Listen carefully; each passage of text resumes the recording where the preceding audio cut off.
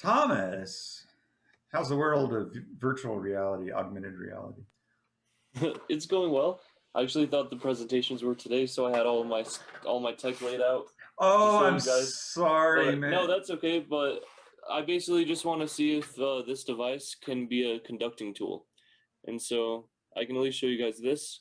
Yeah, give It's us a little a quick demonstration.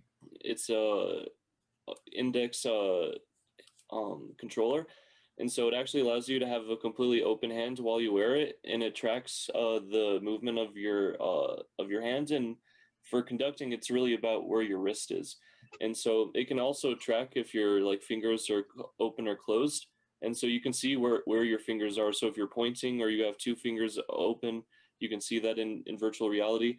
And if you're conducting, you can have a completely open hand, and you can still have your hand movement completely tracked. I, And I so, tell you, I tell you what, Thomas, we got time. If you prepared a presentation today, why don't you go ahead and give it, and we'll go ahead and okay, done. I, Yeah, let's I do mean, it. I could do that if you guys want to. Yeah.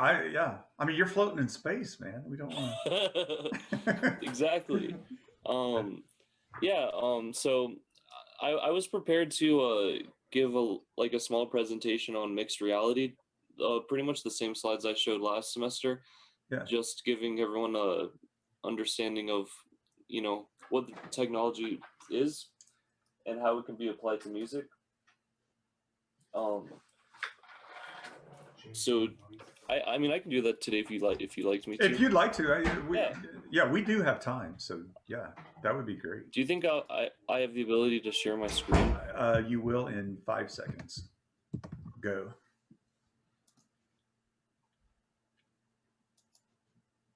All right. Can you guys see my screen? Yes.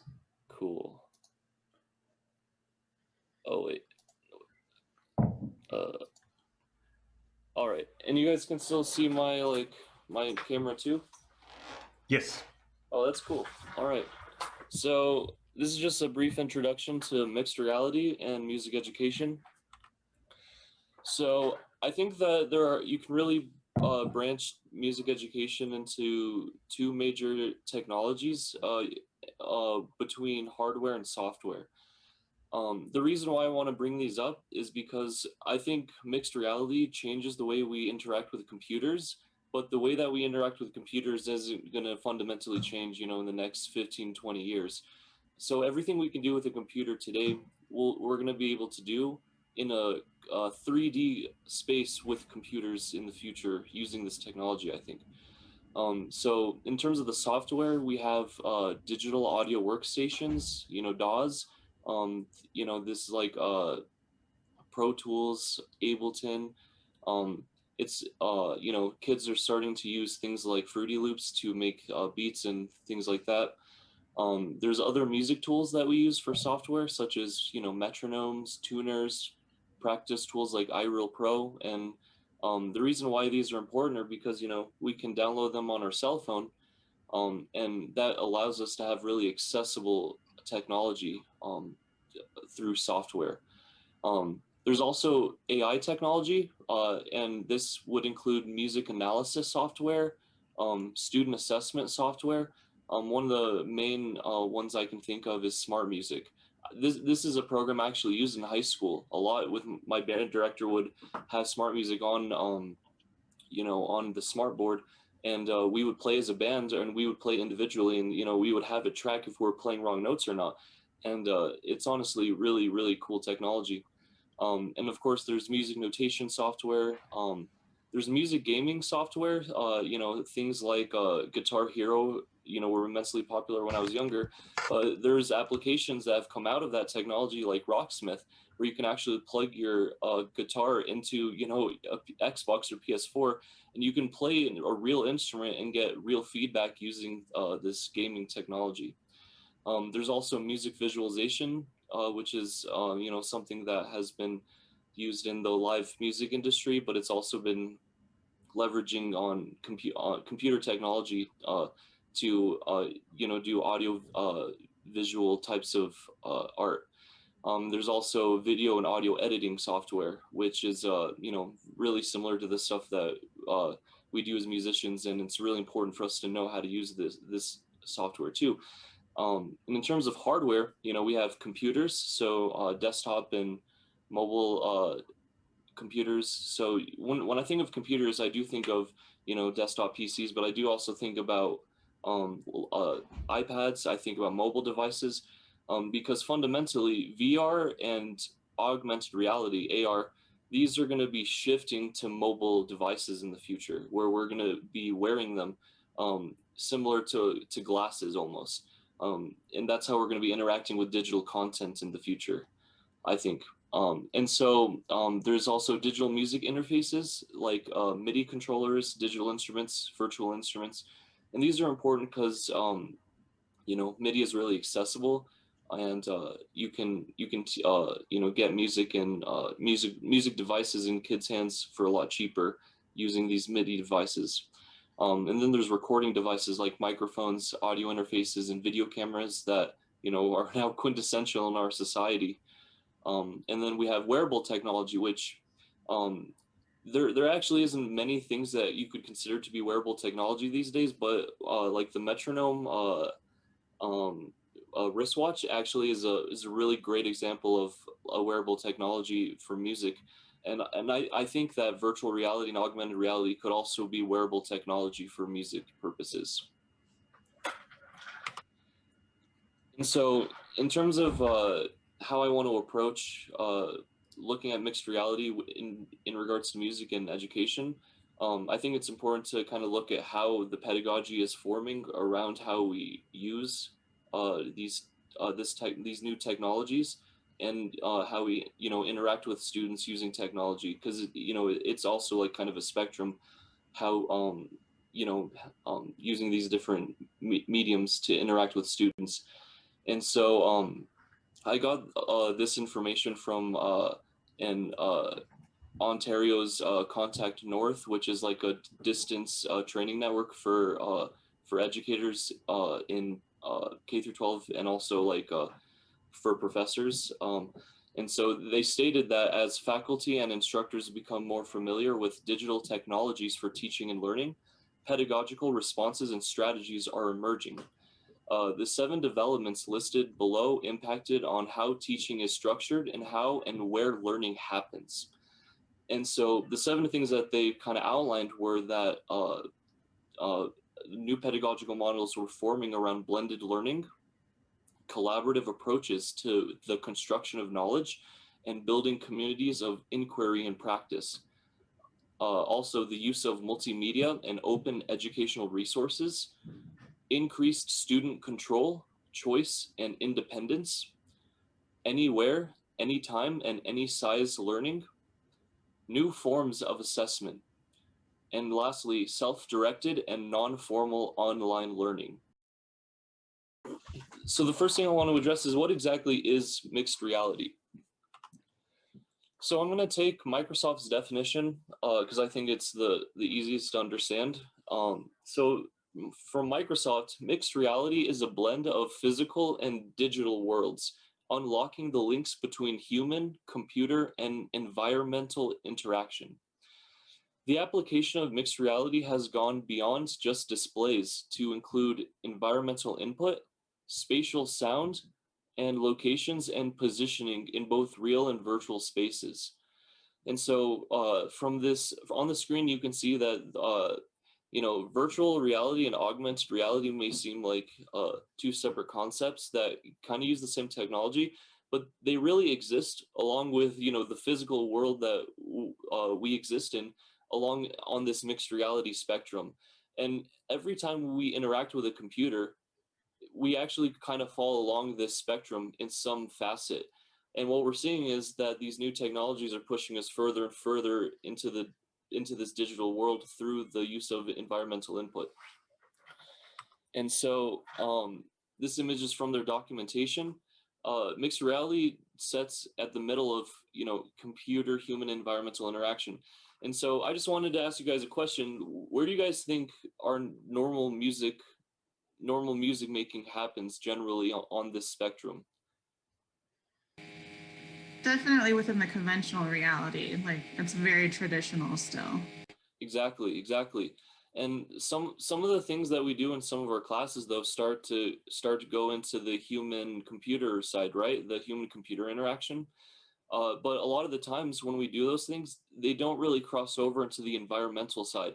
And I think a lot of the times when there's disconnects with learning when using new technologies, it's because we're used to operating in this human environmental medium, but not all of us are used to interacting on this human computer medium. And when we're having to learn new things on this human computer medium, sometimes it can take away from the content when we're learning how to interact in that space.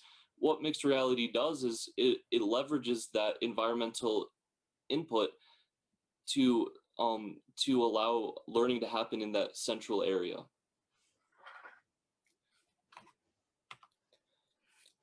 And so this kind of shows again on that physical world to digital world spectrum how cell phones exist on the spectrum of augmented reality. Devices like VR headsets exist on the spectrum as well. And by using our input of our sight and also our hearing, to blend virtual objects with space with virtual objects with real objects in a spatial manner. So virtual objects occupy real space.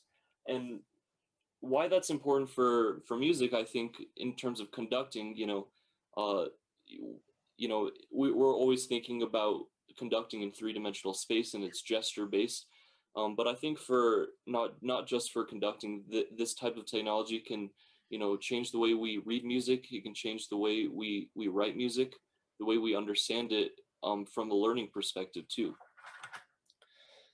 And so looking at just different experiences in music within mixed reality already, right now we're seeing lots of things with virtual environments and recording music like visualizers and rhythm games. There's music production and music learning tools already out there with mixed reality.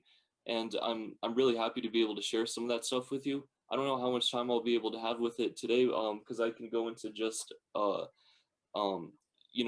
application I want to use the technology in regards to education in this classroom, but there have been some really interesting things that are definitely influencing how I perceive mixed reality in music that I would love to be able to share with you guys, because there are some educational tools that are out there, such as Music Everywhere, which is a piano learning tool, and I can pull up a video for that. So in terms of mixed reality music education, I think that mixed reality can offer a new platform of learning. So in terms of remote instruction, which is, this medium we're doing right now, I think that augmented reality, which, so I don't know if I've made it clear enough in terms of the difference between virtual reality and augmented reality, but basically when you wear a VR headset, you're visually engaged just with virtual components. But with augmented reality, you're seeing the real world, but there's virtual components overlaid on top of that. And so like Pokemon Go would be an example of augmented reality on cell phones. But there's actually going to be wearable technology such as HoloLens devices like from Microsoft, or the Nreal glasses that are coming out, an example from China, where you can plug it into your cell phone and you can actually use your cell phone for this device. And so I just wanted to give an example of how augmented reality could be used for telepresence in the future. And as you guys watch this video, I want you to think about how this could be used for maybe for lessons, being able to see a hologram of your instructor, for instance. So this is an example of an Azure Connect, which is a camera that does depth perception, and a HoloLens, which this person is wearing, and he's seeing a hologram of himself appear. And so this technology has the potential to, connect us even over great distances in a way that we haven't been able to do so in the past.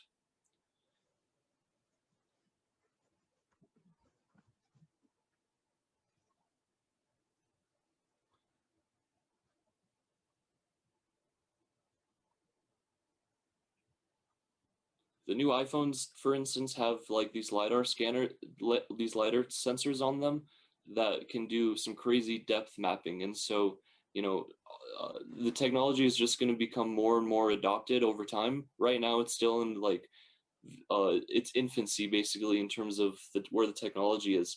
But once it reaches, you know, uh, adoption within the ways that we use technology on a daily basis, I think it's going to be really important to think about how we can use this technology in the classroom.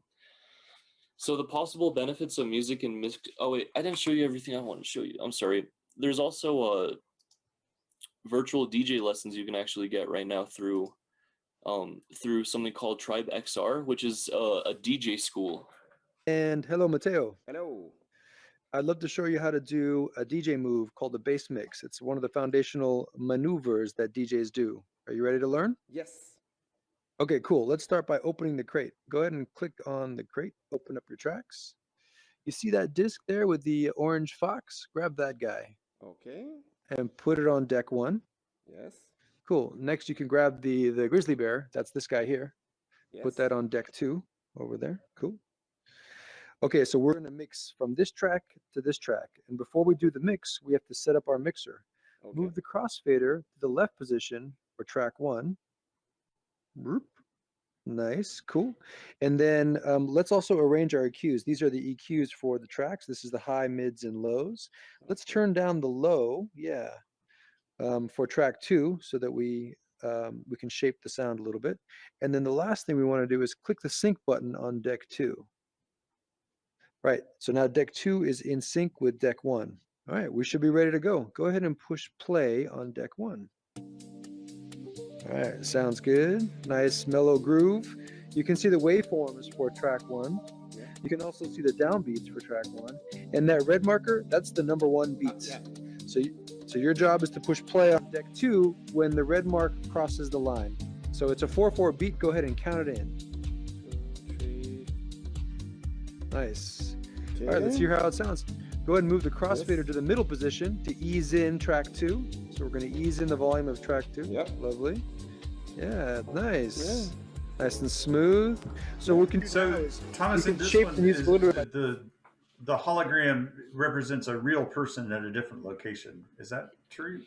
Yes. So Got it. so this is an interaction between two people. There's one person is wearing the headset, and this is what they're seeing from the student perspective.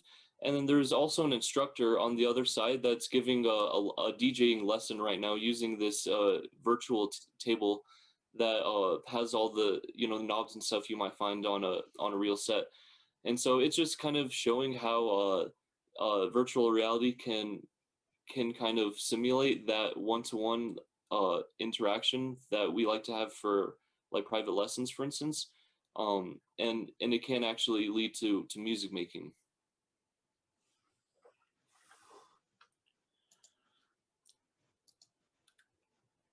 And so that's an example of virtual reality. The first thing I showed you was with the HoloLens, which is a an augmented reality device from Microsoft.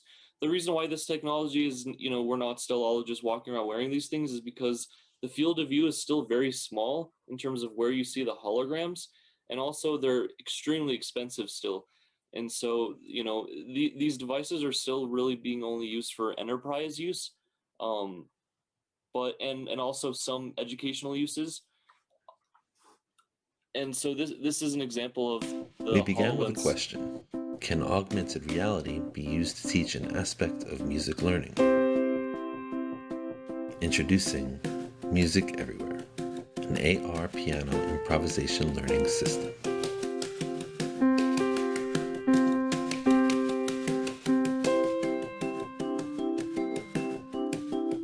Using audio cues and visual overlays, Music Everywhere quickly enables pianists of all levels and backgrounds to play within real musical settings and band environments.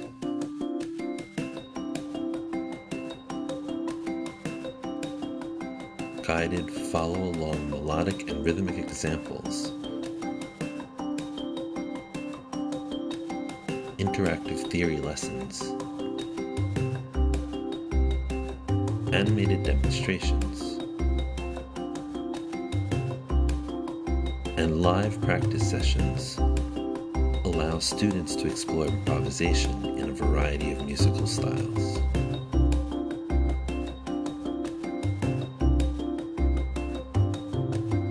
Showcases engage students to learn chord changes and develop note strategies.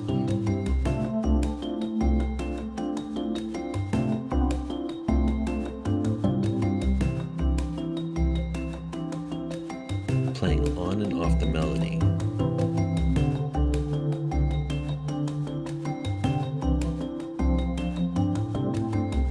To help them make improvisational choices and create musical expressions of their own.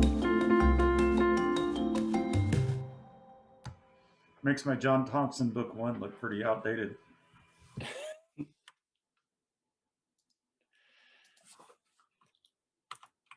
So yeah, so I think some of the possible benefits of mixed reality within music include streamlined learning through innovative and immersive music tools. I just kind of think about things like metronomes, right? Like just being able to pull like, you know, a digital metronome and and just be able to mess with it with my hand without having to physically interact with an object while I have my trumpet in my hand. I just think could make, you know, my personal practice so much easier, you know. I think that mixed reality can offer decentralized learning, empowering educators and students. Um, you know, b- I also think that there's mixed reality will offer new ways to learn music based on culturally relativist pedagogical models. An example of that is that last uh, improvisational tool. You know, it allows you to be able to learn all these different musical styles. You know, and we have that ability now because of the internet and access to these types of tools and technologies. And I think it's really important to be able to have that kind of breadth of holistic study. Um, but yeah, and so some of the challenges for mixed reality in music education, in terms of looking at like a K through 12 classroom, my biggest concern is the cost justified. So, you know, balancing other technologies currently available in schools, such as smart boards or iPads for students, or even laptop carts. You know, I do think that these technologies should be utilized more in classrooms, including the music classroom, but it should be noted that, uh, is the cost just really justified?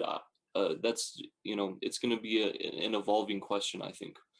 Can VR or AR be funded through grants or through outside means? You know, that's it's one of the questions that I have for the industry, whether or not it can be adopted through for what we do in, you know, in the classroom for music, and also how useful can it be in education today?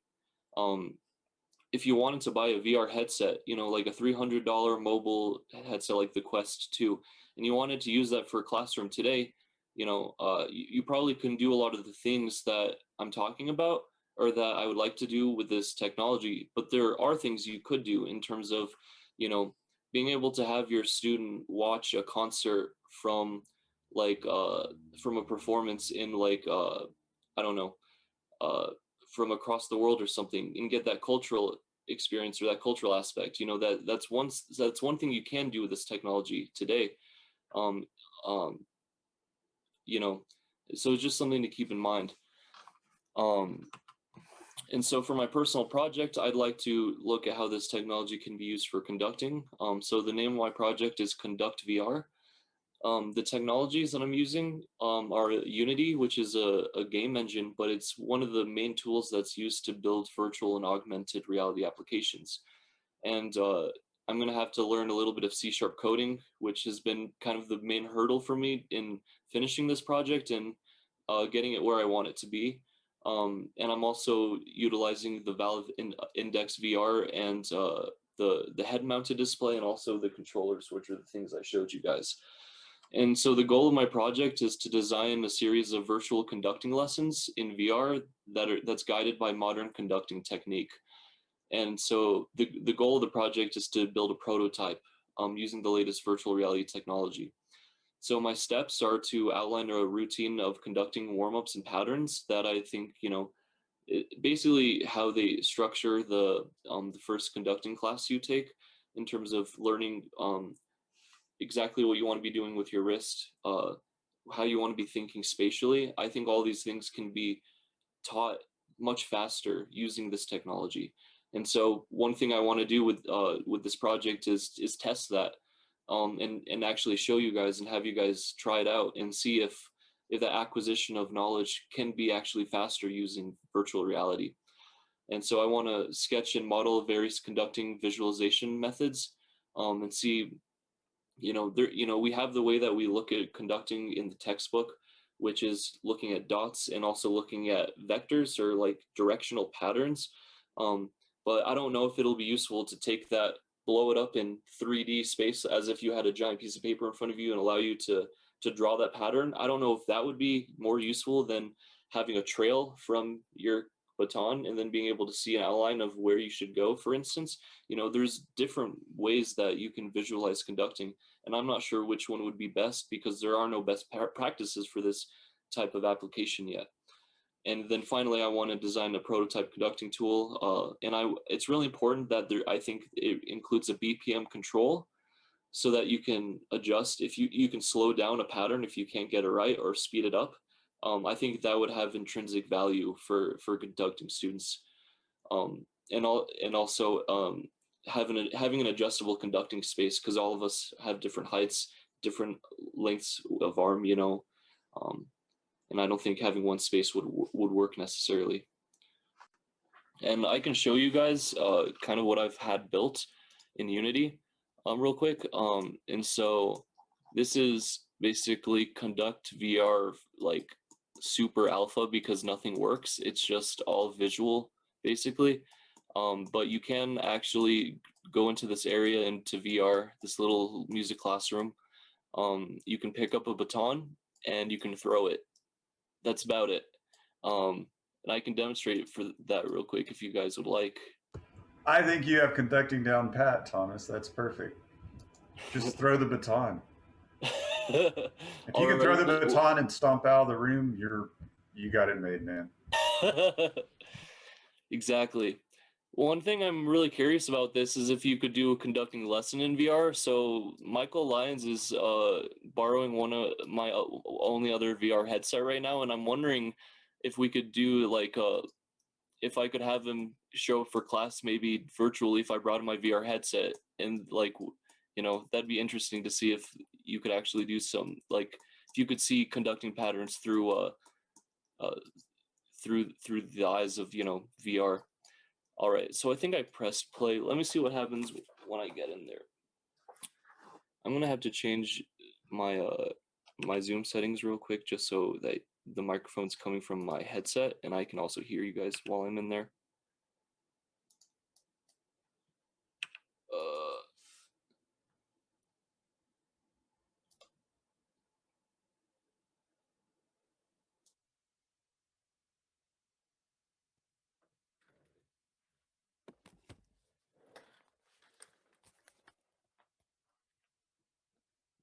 One thing, all right, can you guys hear me? Because I don't know if I can hear you. Can you hear us? Can you hear us? Yeah, can you hear me? Yep, you're good. Cool. All right. Oh wait, you guys won't be able to see what I'm doing. I have to open up the game. All right. So you guys can also see what I'm doing in VR? Yes. Cool. All right, so right now I'm in a music classroom. I'm going to teleport over there. All right, so these are my virtual hands. As you can see, I can have like one finger down, I can curl my finger. So if I want to like point at a kid virtually and say, "Hey, yo, what's up?" I can do that. So this is basically all I have programmed, is being able to pick this up and then have the hand curl around the baton. It took me a lot of time to do this, but as you can see, I can have each of my fingers removed from the baton if I wanted to. It's pretty much tracked exactly where my hand is. And so I think it feels pretty similar to a baton. Obviously, it's not, the weight's going to be different. So the main challenge I had was trying to figure out if I can get like a collider here, so that when I hit these little circles, you know, I can have a particle effect. Because the goal was just trying to get a basic conducting pattern, but my limited experience and knowledge with being able to actually code has proved to be more challenging than I could have done. But the great thing about this is that if you drop your baton, it explodes into a bunch of flowers, because this baton used to actually be a hand grenade, and you I can just press love that it. button, and then another baton will come back. And so hopefully you'll be able to press some buttons on a UI and then have different programs come up in terms of like practice routines where you can choose one and it's just wanting to do a single pattern. And I imagine that there will be like two separate planes for both hands, so you can practice one or the other or both. But the challenge then becomes, you know, if we're, you know, if you change, you know, where you're conducting for which is smaller um for the dynamic contrast, are those things you program in, or do you want to have the player or the user be able to have those artistic adjustments while they're doing it? And you know, the obvious thing about conducting with VR is that, you know, this is just one aspect of conducting, which is the movement of the wrists. When you have a device like this, you're kind of, you know, if you're using it as a practice tool, you know, the conductors use their face for conducting maybe just as much as their hands. And so this isn't just an end all be all for teaching conducting. It's just one tool, I think, that can be used for one aspect of teaching it. But yeah, does anyone have any questions so far?